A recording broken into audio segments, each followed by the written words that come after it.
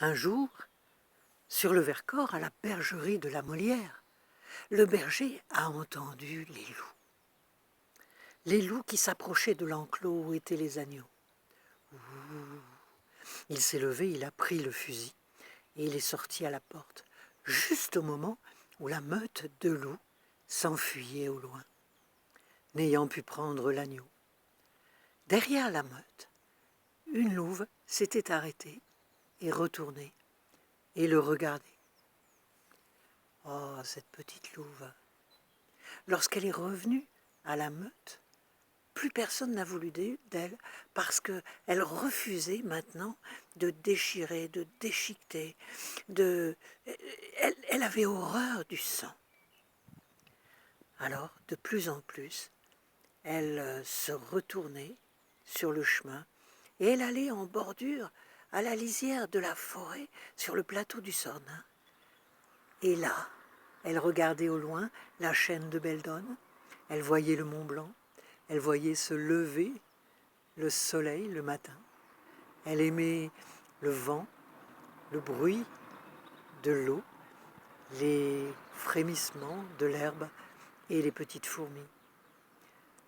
Elle adorait la nature. Chaque jour, elle revenait. Et la meute de loups, de plus en plus, refusait sa présence. Alors un jour, elle est restée. Elle est restée sur le plateau et longtemps, jusqu'au soir, elle a vu arriver en face d'elle un point noir qui s'approchait, qui grossissait. Jamais elle n'avait vu ce point-là. Il était bizarre avec ses quatre pattes, debout.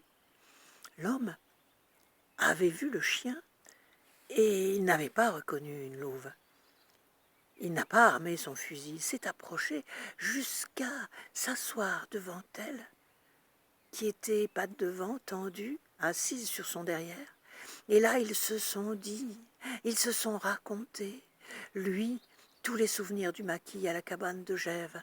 Ils étaient 30, et lui descendait à Sassenage chercher les tickets de rationnement chez sa sœur, qui les lui donnait en cachette pour qu'ils aient de la nourriture à outrance, et remontait de nuit jusqu'au campement des maquisards. Elle lui racontait toutes ses courses folles dans le Vercors, à la recherche d'une marmotte, d'un lapin.